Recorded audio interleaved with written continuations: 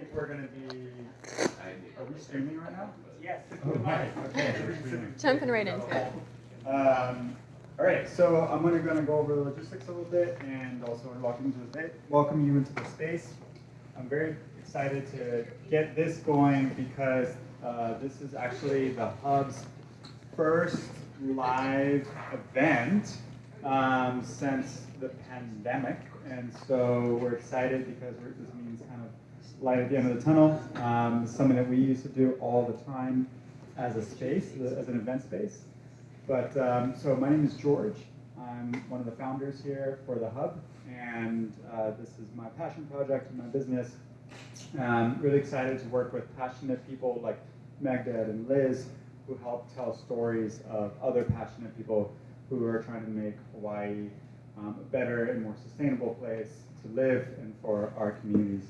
So, and I'm also, I consider myself a friend of Quinn. We've been through a lot together.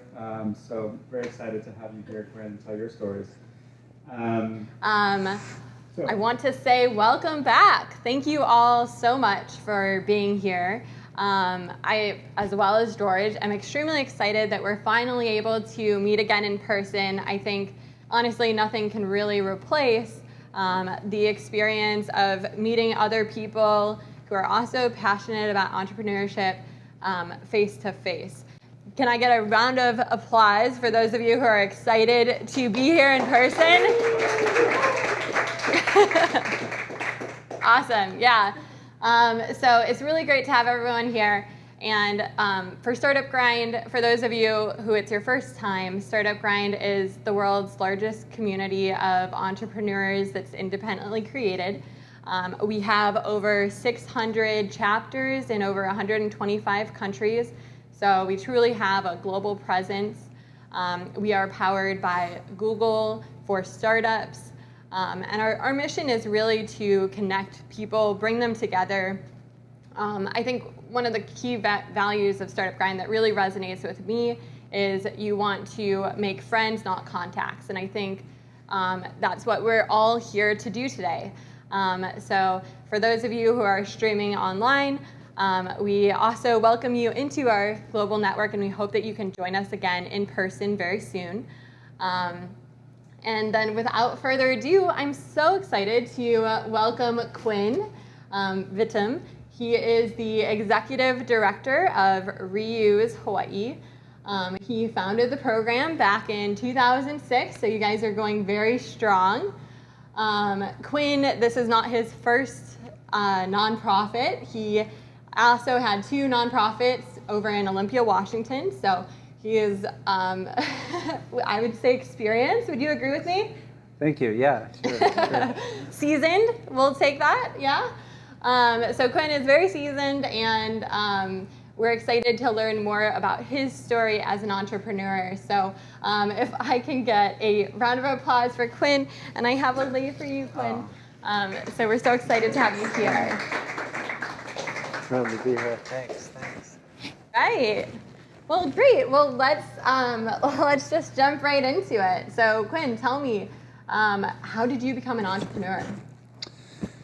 Yeah, thanks, Liz. Really appreciate you inviting me. I'm just honored and feel lucky to be the first person to come to the in-person event. And it's just it's been a long road, and it's just great to see everyone and actually have conversations face to face. Right. So I like a lot of people, just have been really lucky in my path, and had an opportunity when I lived in Washington State to start a Habitat for Humanity restore. Okay. It's a habitat model where they basically create a store to harness donations from the public to support affordable housing, and so it was really fun, and we did that for a couple years, and then outgrew that model, and started an independent organization called Olympia Salvage, and worked at Fort Lewis's big Army base in Washington State, taking down all the old barracks from just that were obsolete and that they didn't use anymore, full of great material. So I just started seeing all the potential in transforming the practice of demolition and instead doing what we call deconstruction, disassembling buildings in the opposite order that they're built so that you can preserve material for reuse and recycling and make a community resource out of what would otherwise go into the landfill. Right. So pretty basic principle, but takes a lot of work, and I've been really lucky to have some great experiences with the 3 startups that I've done to kind of figure out how to make it happen. Wow, that's awesome. So it sounds like each of those experiences kind of all culminated in the Reuse Hawaii store. That's really great. So were there any early signs of entrepreneurship? You know, when you were younger, did you kind of have a feeling like this dream, like one day I'm going to be an entrepreneur? Anything like that? Yeah, it's a great question. I love my parents. They're both, business people. My dad's a builder. He says he's retired, but once a builder, always a builder. And my mom is also just super creative, and we were homeschooled from 1st to 6th grade. And one of the things that we did as my brothers and my mom and I was we started a book and toy store because we had all these kind of cooperative games and all this neat stuff that we love to do as a homeschooling family, and we wanted to kind of share it with the enormous community in Tamworth, New Hampshire, 3,000 people. And so we basically opened up our dining room and made a little store. And so people put a sign at the end of the driveway, and people could come up and browse what we had. So it was really fun. And then we expanded it to above the garage, big time expansions. It was actually really neat, all pine, the ceiling, floor, and walls. Welcome to New Hampshire. And then we installed the bell, so when you're in the house, you heard the bell and run up to the top of the garage and see who was there and what they might want.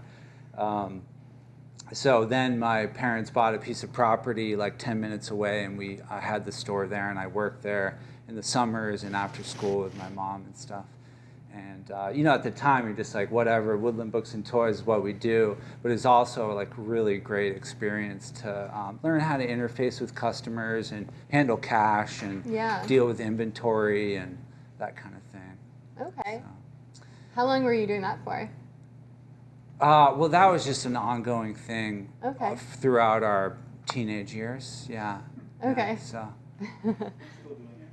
Still doing it. Still doing it. Yeah, and speaking of toys and wonderful characters, I forgot to introduce Monkey. Monkey is my 3-year-old son's friend, and I told him that he'd come along with me tonight. So he's a beloved friend and member of the family. So. That's awesome. Yay, Monkey! I'm sure there's applauses there. Awesome. So then more recently in Olympia, Washington, tell us a little bit more about some of your work there and maybe how it led to your, what you created with Reuse Hawaii. Yeah, well, I went to Evergreen State College, and for folks that know it, it's just a really great college, a state school, but you'd never know it. And if you want, at Evergreen, you can create your own curriculum. And so I basically designed my own studies around building material reuse and architectural salvage and things like that. I had seen a lot of salvaging clawfoot tubs and stained glass windows and mantles and all the things that were obviously important to salvage before a building was demolished. But we would also go into the attics and see all the rafters and ceiling joists and all the amazing old growth Douglas fir. And I just thought, man, we got to save this stuff too. So I wrote a business plan at Evergreen to create an organization that would be a little bit more bold in salvaging the entire building. And then when I was done with that, I decided to, actually do it. So it was, pretty good opportunity. I had a lot of support, amazing people in Olympia, super hard workers, because, Olympia is rainy most of the time. And so try and go disassemble a house in that kind of weather is super hard, but I was proud of everyone involved. It was fun. Awesome. And then it sounds like after that, I've heard some really great stories of your travels. It sounds like you had the opportunity to go to some pretty interesting places and learn some interesting things. I think we're curious to hear a little bit more about that. Yeah, well, that was so before and I recommend this to younger folks that, they're kind of between school or work, is just, take off and explore the world. I was really, really lucky and glad I did it. And I was able to do it on the cheap too, because I went to Europe and did willing workers on organic farms. And so you can volunteer at a farm and, they put you up and feed you, and you do 6 hours of work a day and get to experience the culture, and it's just amazing. I went to 6 different farms, and then I did the grape harvest in the fall for Beaujolais, the red wine that everyone loves there. So, so that was really fun to experience Europe. I was there for 9 months, and then I also went to India. Did a study abroad program through the University of New Hampshire, and we were studying sustainability through the lens of the study of ecology, spirituality, and community. And so we spent most of our time at a place called Oroville. Okay. It's a giant intentional community, super special place. It's sort of an offshoot of the Sri Aurobindo ashram, which is kind of in the neighboring town. And we did a lot of amazing things there. They were doing a reforestation project, planting native trees to try and get the rainforest back, because it was kind of eroding. It was an old cashew plantation that just ended up washing into the ocean. So India was really, really special, and also kind of an eye-opener. I was a New Englander and kind of sheltered from some of the intensity that you'd find in other countries. And we all got off the plane in Madras, and it was just really crazy to see how dense the population was, and the level of poverty, and just how people live there, and just how different it is. And no toilet paper anywhere, for example. Right. So. Makes the reusing and the recycling even more of a passion project, I would imagine. imagine. Why are we throwing good stuff out? And there's Right. people in India that, just are starving for any kind of resource. So. Yeah. So tell me a little bit more about some of these different paths that you've taken to success. I know for a lot of folks, it's not necessarily a straight path. It's more of like a winding road. But what would you say would be some of your different paths that you've taken to success? Yeah, well, it's a great question. Windy road, key word. I think, it's so hard because when I was in my 20s, it's just what can I do to make an impact in the world was sort of what I was trying to figure out. And, I just tried to be receptive to all the experiences that I had, and maybe too receptive because I landed on building material reuse and really grasped onto it because I had a background in building from working with my dad, and I thought, man, this is kind of a solution to this issue that we've always been grappling with. We had this part of our driveway where we just bring all the reusable material back, but then it's like, well, you build a fort and like that's about, about it. So creating a solution where you can develop an avenue for unwanted building materials to be reused and kept out of the landfill, I just really loved. Plus, there's just some really special things that just aren't made anymore, like clawfoot tubs and old growth lumber and things.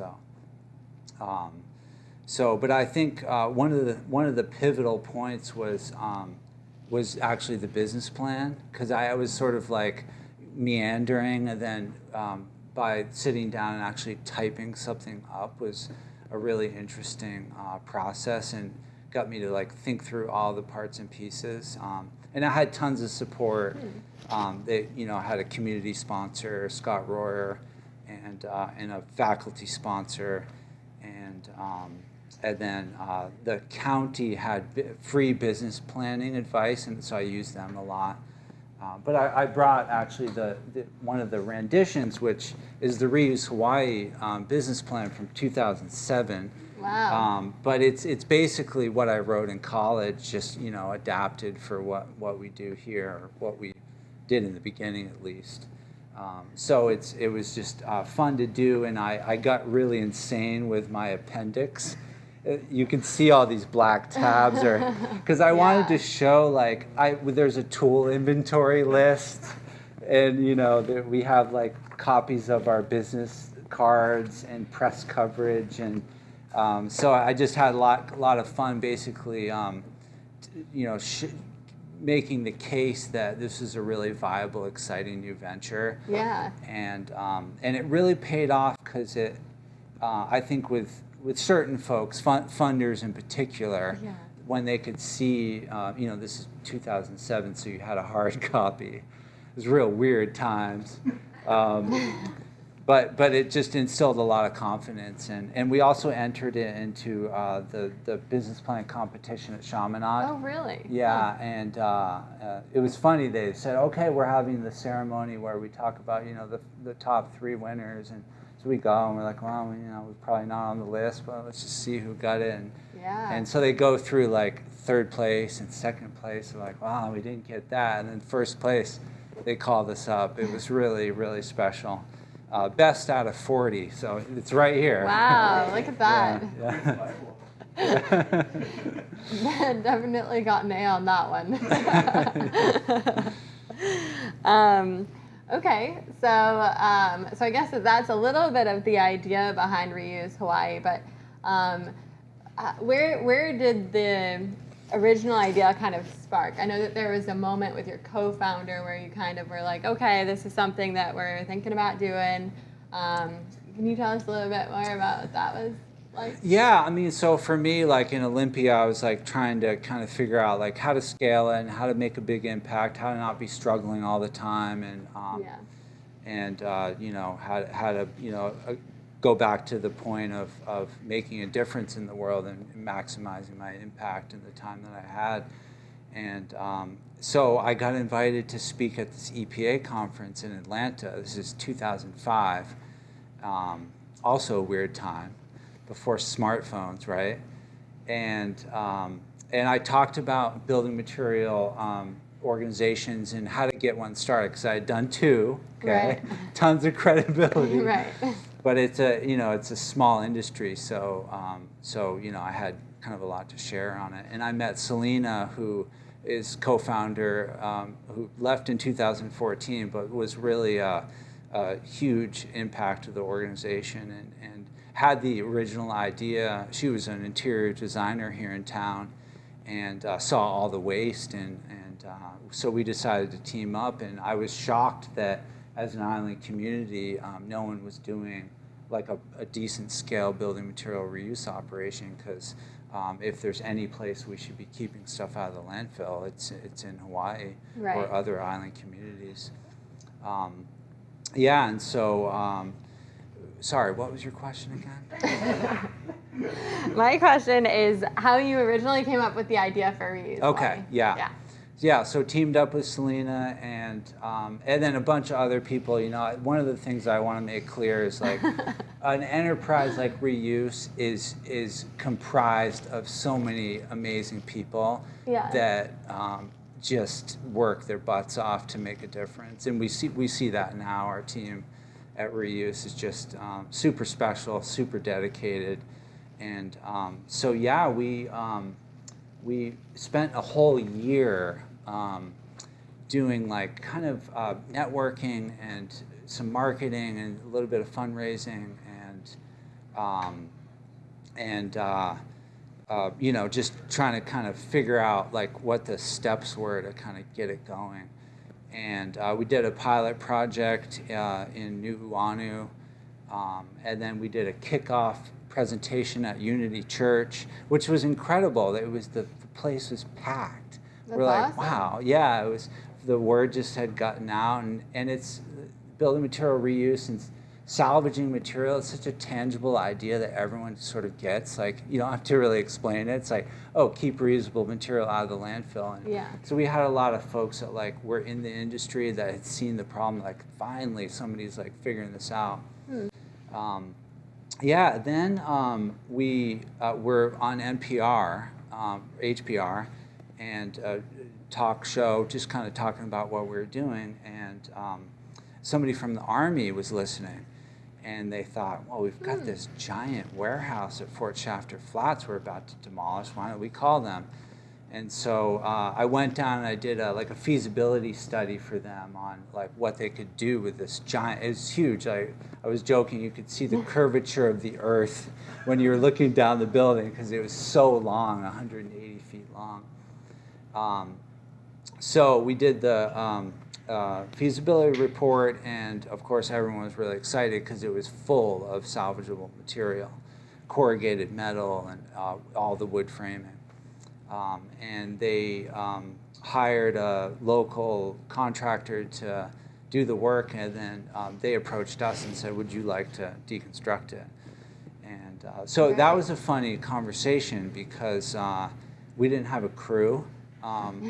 So I went to their office in Campbell, and was, you know, they're saying, so like, you know, who you got on your crew? I was like, well, you know, just working on that. And so it was really touching because I was 26 at the time, and the fact that they had so much confidence in me to like put it all together and pull this huge project off was really incredible.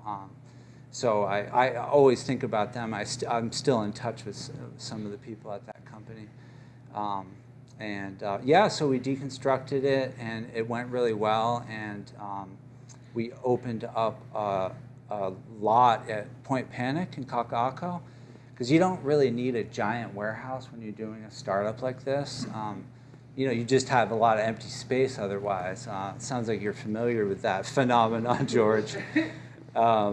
And so it was a 10,000 square foot lot, and lots of credit to Hawaii Community Development Authority. As folks know, they're a state agency that oversees Kaka'ako and Kalailoa.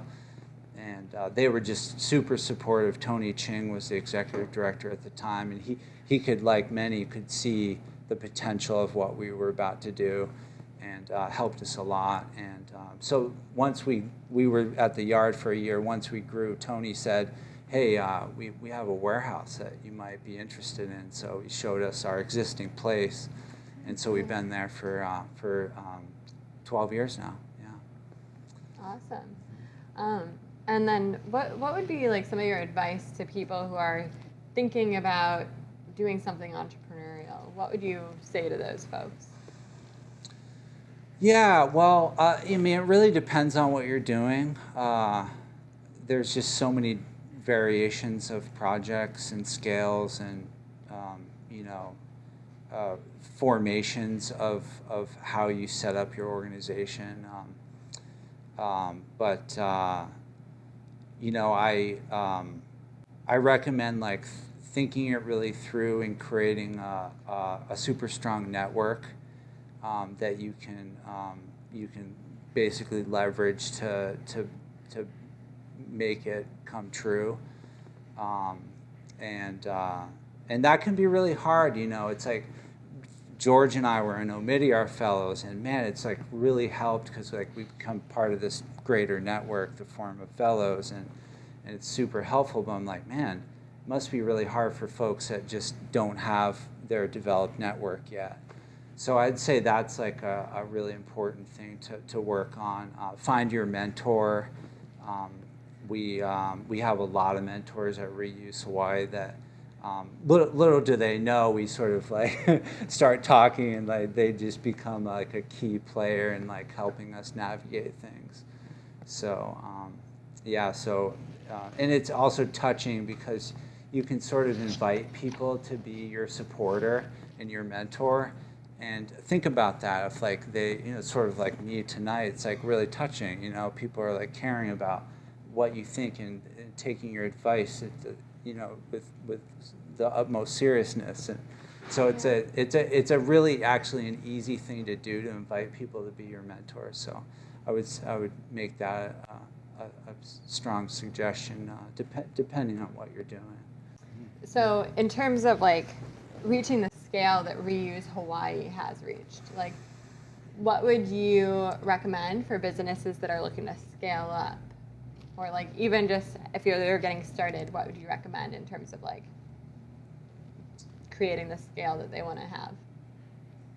Yeah, this is hard. This is a really tough one. Especially for me, it was like really difficult because we're so operational. Yeah. It's like you can't do anything without a flatbed or a forklift or like, sawzalls and all this stuff, all this infrastructure. And so getting up to speed was really, really difficult. The first thing we did is we bought a trailer for all of our tools, and I parked it in my driveway and started building shelves in it. Just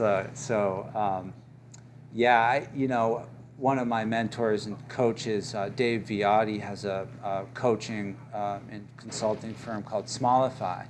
Okay. And his whole thing is, take a small piece and just get started on it. It's like break things up it's because we're doing some big things here, right? And so how to kind of break it up into smaller chunks that are attainable. And the way he says it, it's like, you want to run a marathon? Take a walk around the block. So that's kind of sort of an important thing because your mind can kind of explode, if you're trying to sort of think through everything. So it's like just kind of get started on something that is important to start gaining momentum. Does that answer your question? Yes, it does. And what would you say have been the biggest challenge that you faced as an entrepreneur? Yeah, well, hard to choose. It's like it's a real journey. There's a lot of we were talking earlier just about you're going down a path and it's just whack-a-mole where you just have to sort of pivot and adapt. And I think for us, like just having enough capital and cash flow has been really tricky. Just running an operation. We have 37 staff members and 2 retail facilities, and right now we're running 4 deconstruction crews between here and Hawaiʻi Island, and it just requires a ton of output, in terms of expenses. And so it's just that can get away from you really quickly.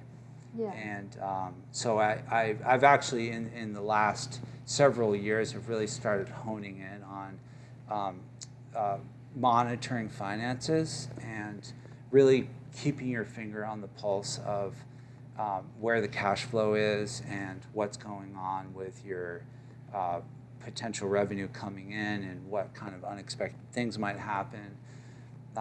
Because it's scary. Like you can spend, we were talking earlier again about,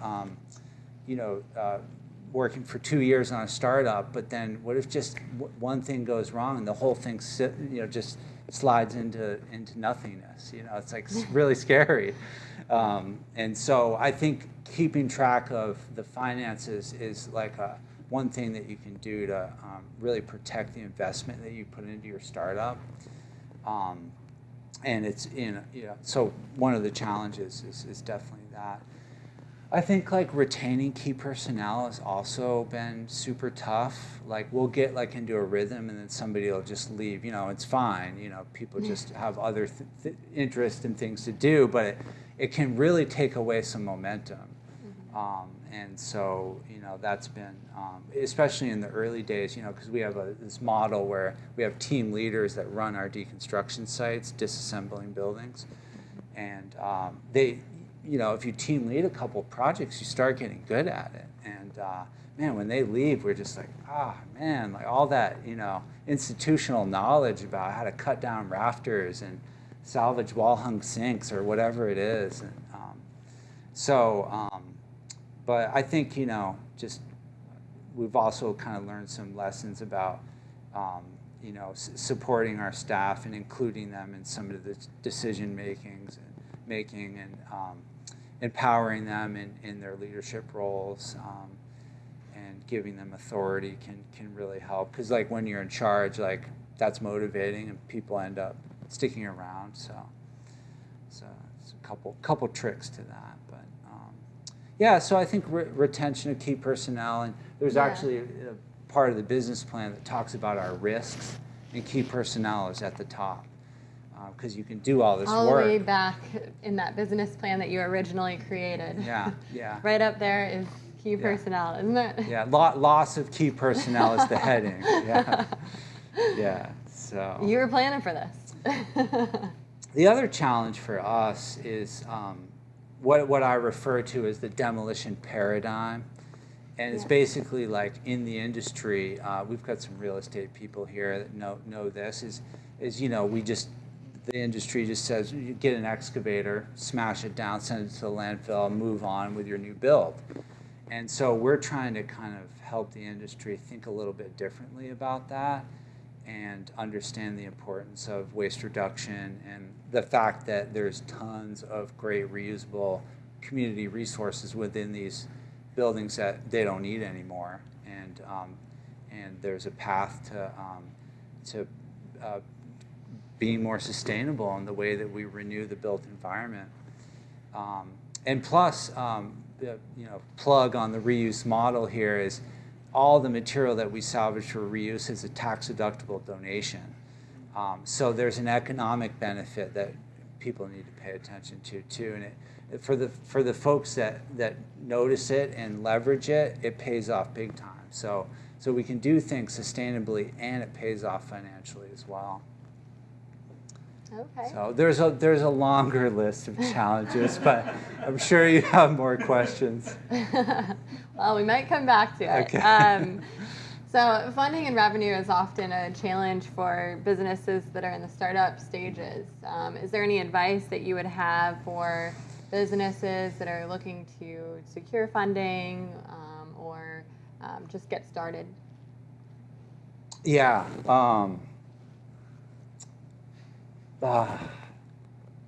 I'm looking at George. Well, like, so it may come back to the relationship point. Like we were really lucky to gain the confidence of the Hawaii Community Foundation early on, and they gave us some seed funding. One of the grants was $30,000, and back then it was like all the money in the world, right? And it really helped us. I mean, of course, without it, it would have been nearly impossible. What organization was that? Hawaii Community Foundation. Yeah. It's my HCF plug. But yeah, then other relationships. We were lucky to meet folks that worked with the Omidyars, the Omidyar family, Pierre and Pam, who are just the most gracious people and so generous. And we were one of the first organizations that Ulupono Initiative funded, because they have kind of three focus areas of food, energy, and waste. And so, you know, they really saw us as an important player in the waste piece and helped us kind of implement some key pieces early on that helped us to get to the point that we are now. I think operating lean is a really key piece. I know it's hard, but it's just a nature of getting things going. I mean, unless you just get some sort of windfall, you know, piece of funding that just helps you, you know, do what you need to do. But that's kind of seldom that you would have that experience. So yeah, you know, running lean and just being really strategic and pointed with how you're spending your time, because a lot of it, like for me, it was like there was just a select few people that did most of the work, right? And you know, we could probably have twice as many people working, right, doing the same amount of work. So it's intense, yeah. So other tips on funding. You know, I was always a little squeamish about loans early on. It's like, ooh, loans, and we got to pay it back. But it's actually been a key piece that we've leveraged more recently for equipment in particular, because you know, banks, they collateralize the equipment, so it's pretty easy to get an equipment loan. And you know, for us, like a compact telehandler, basically a forklift with a boom that extends out, it's just night and day for what we do. And renting them is really, really expensive. So we have 4 of them now, and without equipment loans, we would still be renting, and it would really affect our bottom line. So, a couple tips on that. Great. Yeah, I think that's really helpful. So what kind of startups, in your opinion, do you think that people should think about building now, given all of the changes that we've experienced in the last year? Especially in Hawaii. Especially in Hawaii. Oh, wow. Gee, okay. Well, now you're just treating me like more an authority than I really am. But all opinion-based, no pressure. Yeah, no, it's a great question. I think,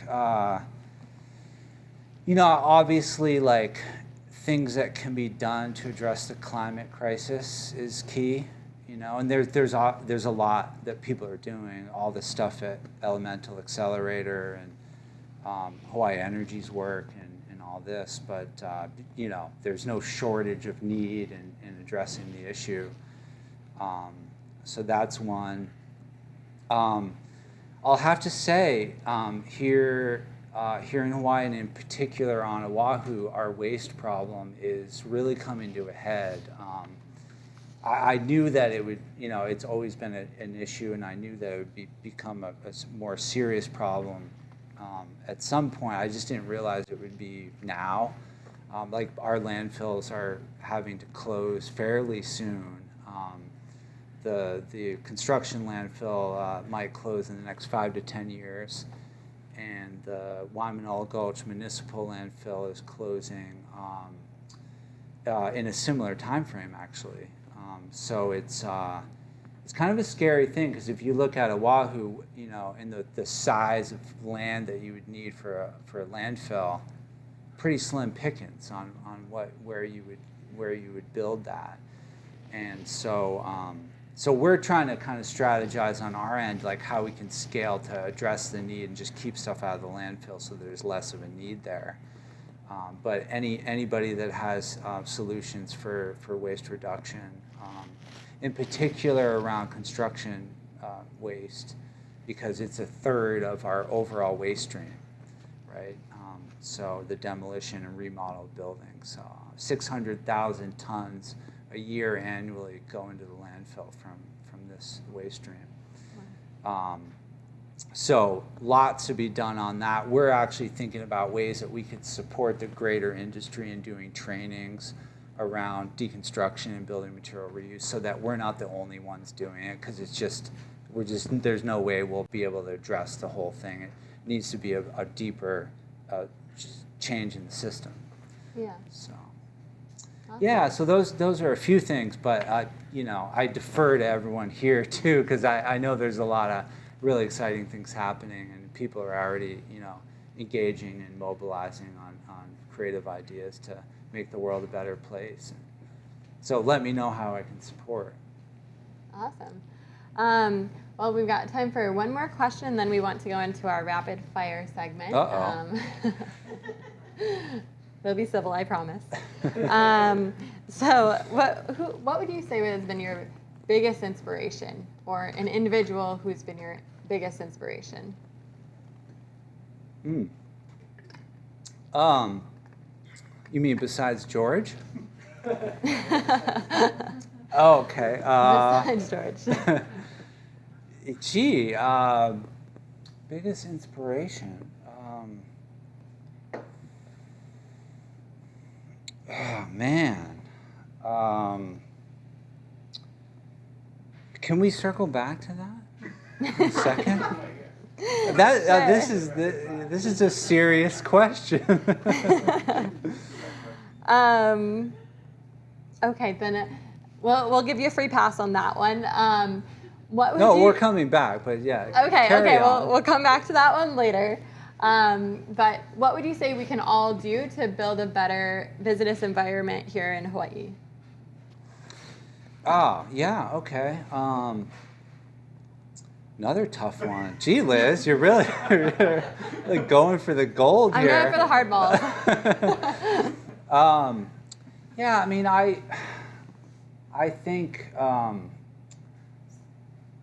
think like being collaborative and respectful is a really key piece. Like I've seen in the business world, like sometimes there's not really terrible, but a little bit manipulation, a little bit kind of scheming, and sometimes I just don't think it's necessary. I think we can all be collaborative and connect and be present with each other to do this all together.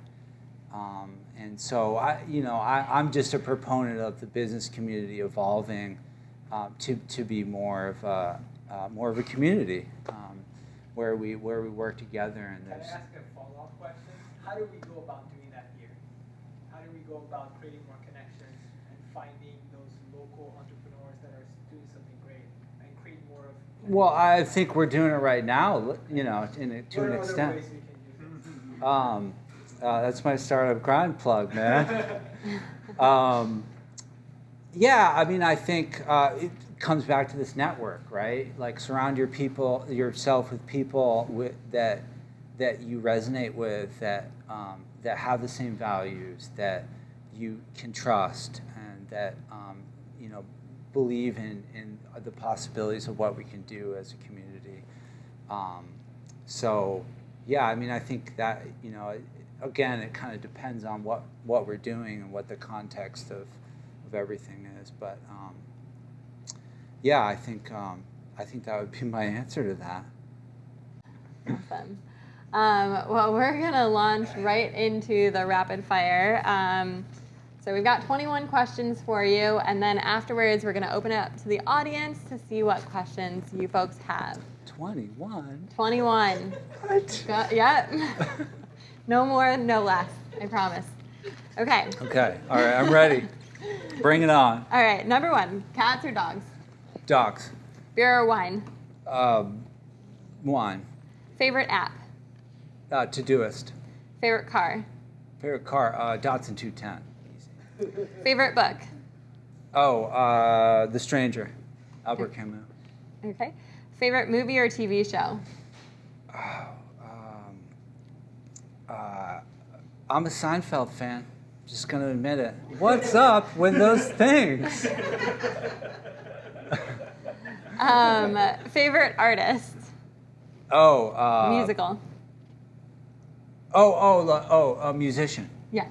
Oh man, I'm an Xavier Rudd fan. Okay. Yeah, I just think the guy's amazing. Next. Your go-to karaoke song? Okay. I'm gonna get in trouble for this, but I've never done karaoke. until later tonight when George and I go out. Perfect. Well, we all want to be there for that. What TV sitcom family would you be a member of? I'm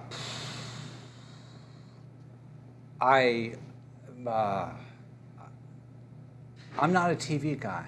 Next. Okay. Anything you collect? I love old tools, vintage tools, especially Japanese stuff like chisels and, yeah, bring it on. Any unusual skills or talents? Non-ferrous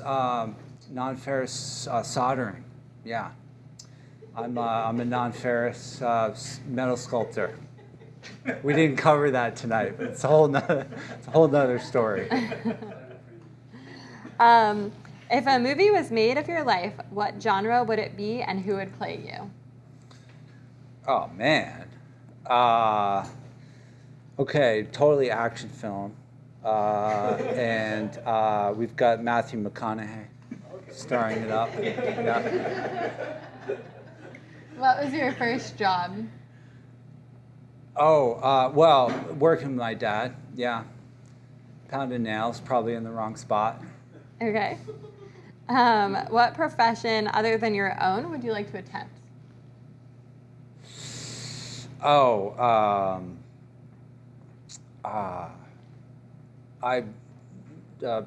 airplane pilot.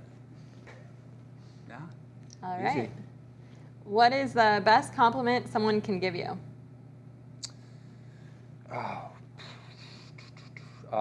Nice 360 kickflip. A cause you are passionate about? Helping people in impoverished countries with water sources. Yeah, Okay. it's my charity water plug.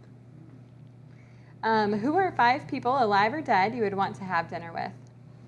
5 people? Okay, are they all together or? You can plan this dinner however you'd like. You can do individual dinners or you can sit everyone around a table. Totally up to you. Okay. How important is it that they connect to each other, or is it just about my connection with them? It's more focused on your connection with them, so it should be focused on who you would like to connect with, but if you'd like to change that, you also Okay, can. so number 1, Sri Ramana Maharshi, just off the bat. I would also have Simon Sinek, leadership guy. Number 3, we'd have Bill Coy, director of Omidyar Fellows, and Glenn Giardi is there for sure. You know, it's just given. And Keone Lee, Hawaiian Investment Ready. Is that 5? Yeah, that's Okay. 5. Good. It's gonna be a long night. All right. And so what's one thing on your bucket list? Oh, one thing on my bucket list. Well, I mean, it's not a serious bucket list, but I'd love to run more rivers in a whitewater kayak, which I did when I was in high school, and it's like incredibly fun.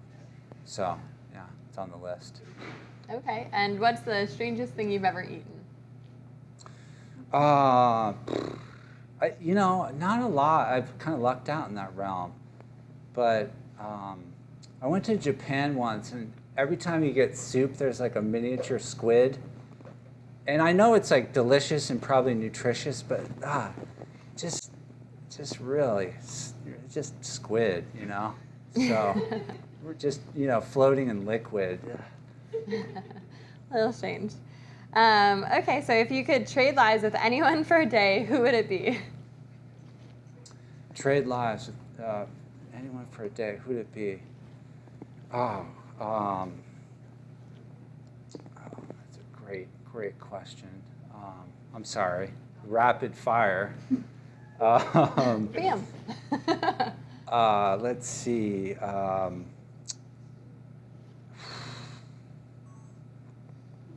I would trade lives with, I'd probably trade lives with Sai Baba. I'd be flying my helicopter over giant crowds in India. That would be fun. Okay. And I'd like manifest things out of ash, it's amazing. So. Okay. And then if you had access to a time machine, where and when would you go? Oh, access to a time machine. Where would I go? Well, sometimes like when I'm in nature, I'm like, what would it be like 200 years ago? And there's this one place in New Hampshire, on Lake Winnipesaukee, that it's basically like the lake sort of splits, but it comes back together, and there's like a little sandbar. And it was where the Native Americans would be canoeing, and they'd get out and drag their canoes and then keep going. And whenever I go there, there's a road that goes through it now. But I always thought, wow, what would it be like in the 500 years ago on Lake Winnipesaukee, in a dugout canoe. So just you guys there with me? Follow me? Okay.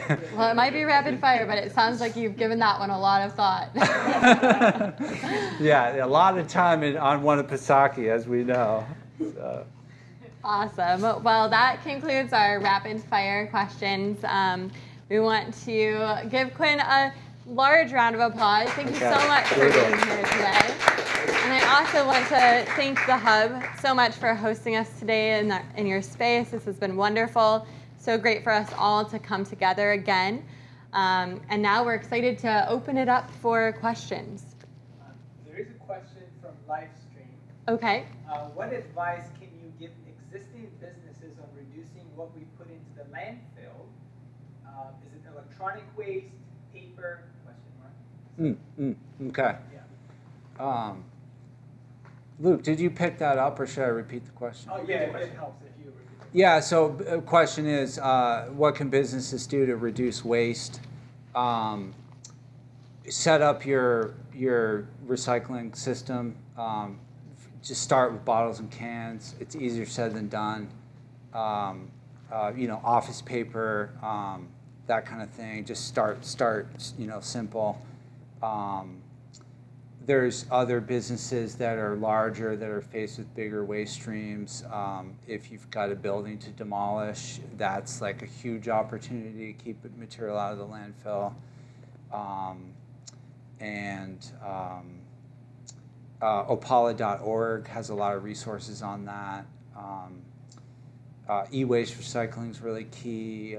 Island Recycling is an awesome resource for e-waste, paper, cardboard, and of course scrap metal.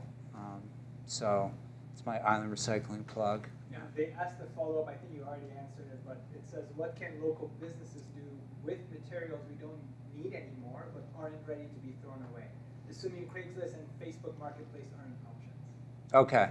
It kind of depends on what the material. So the question is, what can businesses do with their unwanted materials? I mean, it depends. Reuse Hawaii is a great resource for furniture, leftover building materials. There's the Habitat for Humanity Restore in Kalihi. They take all kinds of different stuff, but mostly building materials and that sort of thing. The Goodwill in Kaimaki is coming back to that same spot, for those that were wondering.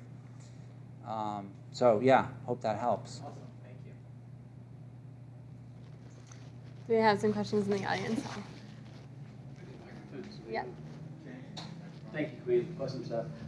What's next for Reuse Hawaii? Like in the grand scheme, next phases, and of course your exit plan is any entrepreneur needs.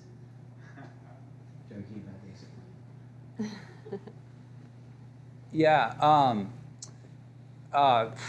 So we are, like I said, looking at how we can just make a bigger impact.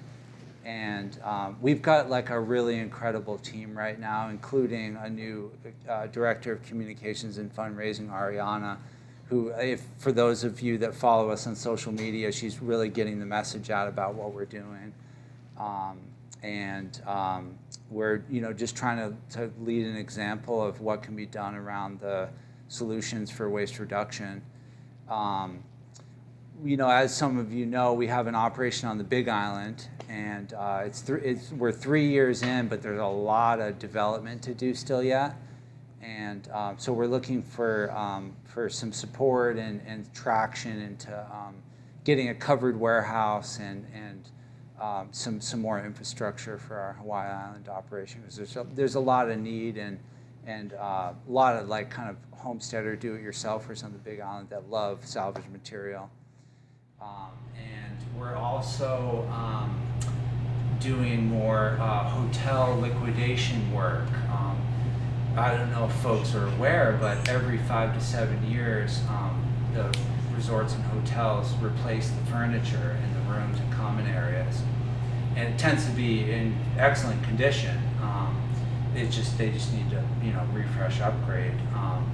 And so we did our first project last summer at Princeville Resort, which is now going to be one hotel. It's a Starwood property, and it was an amazing success. We recovered 250 rooms worth of hotel furniture and did a community give back campaign and redonated it to local nonprofits on Kauai and shelters and charter schools and folks that needed different material. And so it's just a wealth of community resources that we want to make available and create a system for reusing them to make sure we're not throwing out. Like the chair I'm sitting in, for example, could be at a hotel that would just end up getting tossed. This kind of quality, and so it's a compliment, George. Nice chair. Make sure to go to Reuse Hawaii right after that. But James, on your other point, just on exit plans, I think it's actually one of the interesting things of being an entrepreneur is like, is there a point that you develop it and you actually step away? And I think that's like the truest sign of success. And just this last year, one of my longtime partners, Daniel, he had worked with us for 14 years, and it's one of those like you could just never see the organization without him. He ended up moving on, and I thought it was a really important sign of the organization's ability to be like a self-regulating organism that is doing its work without the dependence on these key personnel. Of course, there's always going to be some of that, but it's an interesting question. I appreciate you bringing that up. What is the Reuse Hawaii pandemic or COVID pandemic short story that you're going to tell your son Skylar in 18 years over his first legal beer? Right on. Keyword legal beer. Okay. It's so interesting because I just feel like we're going to reflect on this time for just forever.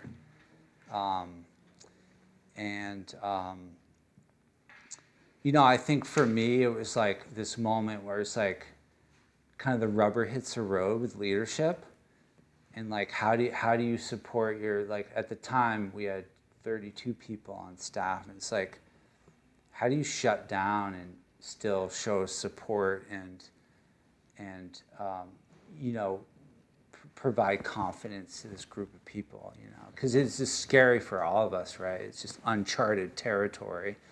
So that was my journey, is like, figure out how to be strong. And I did these monthly update videos, which I had never done, but it was a really great way to just keep connected. We did these videos and just cut in some photos of stuff that was happening. But the most interesting part that I'll share with Skylar, well, I'm sharing with him. He's so interested in everything, so it's an ongoing combo. But I've been super inspired by the demand and the need for Reuse Hawaii in the community during this time. We closed down for 2 months and we reopened in early June. It was about a year ago that we reopened after closing for a couple months, and there was like a crowd of people outside Reuse. I felt like I should have given a speech, and it was just it was great. It was crowded but not too crowded. We're lucky it's an open space, a big lumberyard and stuff. And it's just been really touching, and there's been huge impact within our organization throughout this time, and I feel really lucky, because we're just fulfilling a really important need, and it's a strange phenomenon. Folks have been home more, and there's more focus on their house and their space, and they're just rolling up their sleeves and getting stuff done, and so the tool library is really busy too, and so I just think it's fun, and I hope it continues, and I think it will, where we sort of have a new kind of realm that we're living in. Great. Last two questions, or do we have more time for more? I think we got maybe a couple more questions. 2 more. Let's do 2 more questions. Thanks for your time, Quinn. My question is back to what Liz had touched on before on scaling. So, you went from an individual with an interesting business plan to now having 4 retail locations and 37 employees. And I'm curious what you would say you attribute most to your ability to be this successful. Was it that extensive amount of planning, networking, funding, just pure determination? What would you say for that? Yeah, okay. Well, first, live free or die. Just get that out of the way.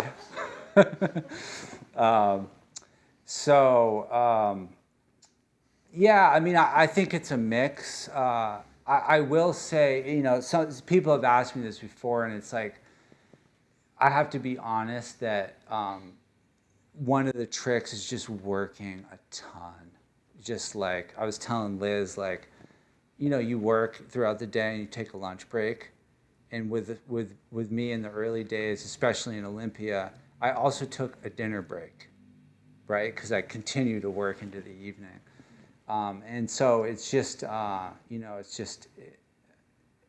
don't know. I wish there was a way around that, because it's not necessarily healthy, right? You just shouldn't be working 16-hour days. It's just I don't care who you are. It's just too much work, And so, I think just being really strategic about your time and making sure that you're making the biggest impact with the time, with the 12 hours that you're working, okay? And then just it keeps coming back to who you surround yourself with. I felt really lucky. It's not really me. I mean, I'm the executive director and I'm one of the founders, but it's really everyone that is involved now and has been involved. And so just finding the right people that, that are committed to whatever your mission is, in our case, waste reduction and community resources, and developing those relationships and empowering people to make impacts within the organization. And then just, being strategic with the finances. It's hard because the financial realities is a lot of your ability to make movement, and so just being strategic around that as well. Hope that helps. Yeah. I think we got time for one more question. Hi. Well, thank you for everything you did tonight. It was really entertaining and informative too. So I'm really happy to be here. I think it's awesome that you've expanded to the Big Island, because I lived there for 10 years and worked with many nonprofits, mostly in the Puna district. And in that area, I wrote my thesis on the impediments the sustainable living in eco-villages in Hawaii. And that came from that there's kind of a lot of off-grid, like unpermitted homes in that area. And so when you talked about that there's all these homesteaders over there that will be happy to have reusable materials, there's also, you know, building codes that are impediments to people using recycled materials to build structures. And because I'm just wondering what you think about that, if you've like spoken to legislators about the building codes and allowing for more kind of green or recycled products to be used instead of having, you know, the building codes kind of call for like you to basically go get all your materials from Home Depot, and you can't, unless you're building off-grid and unpermitted, you can't really use everything from the store, but unless you're doing it unpermitted and kind of in this style. Yeah. So I know people that do that and have built these beautiful, like kind of artistic recycled homes that are perfectly safe and nice to live in. So anyway, I just wondering what you think about the building codes and kind of Hawaii's, I don't know, just their strictness on that kind of thing. And in Oahu, it's not seen as much, but I would love to see more building in Oahu that is like more kind of green recycled building here. Yeah. And so yeah, I just wondering. Great question. Thanks. Yeah. I think a lot of that is work that still needs to be done.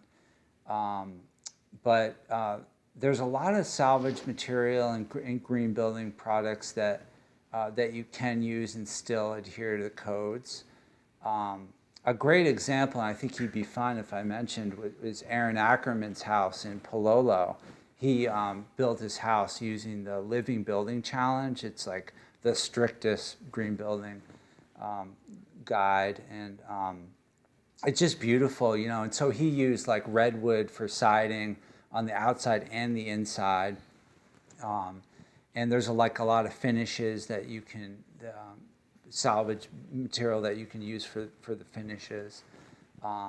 You know, I'm a fan of like, you know, older fixtures. Like we just got like one of those old stainless steel kitchen sinks, like. So those I think as long as you have a good faucet and stuff can be okay with the code. But yeah, more to be done on that, and even with natural building, right, cob and straw bale and stuff. There could be a lot done on that to just make it more easy for folks to live sustainably and not be out of compliance, right?